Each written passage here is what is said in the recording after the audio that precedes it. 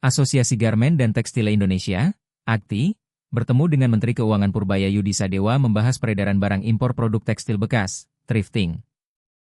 Dalam pertemuan itu, AGTI mengapresiasi keputusan pemerintah membatasi thrifting di pasar lokal dengan tegas.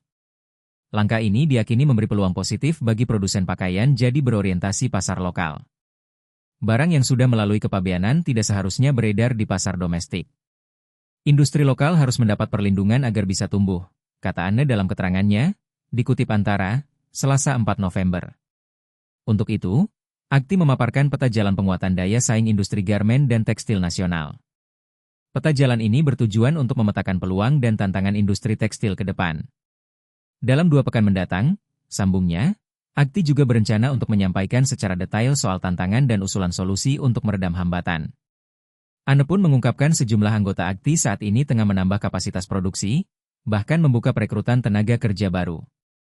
Tidak ada pemutusan hubungan kerja, PHK. Justru ada yang pensiun dan kami rekrut kembali.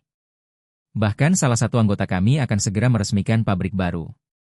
Artinya, industri ini terus tumbuh, ujarnya. Menteri Keuangan Purbaya Yudi Sadewa bertekad untuk menertibkan perdagangan pakaian bekas impor atau thrifting ilegal.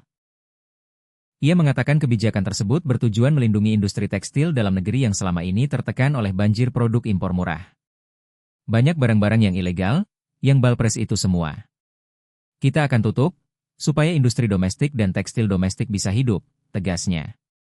Purbaya menyebut pemerintah akan memperkuat aturan larangan impor pakaian bekas ilegal yang diatur dalam Permendak Nomor 40 Tahun 2022. Ia juga berencana menambah sanksi berupa denda terhadap importir yang terbukti melanggar agar negara tidak hanya menanggung biaya pemusnahan barang. Ia juga meminta jajaran Bea Cukai memperketat pengawasan dan menindak tegas pelaku impor ilegal. Menurutnya, perlindungan terhadap industri lokal adalah langkah awal untuk memperkuat basis ekonomi nasional sebelum bersaing di pasar ekspor.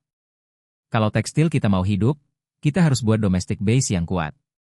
Nanti kalau mereka makin kuat, daya saingnya makin bagus, baru kita serang ke luar negeri, ujarnya.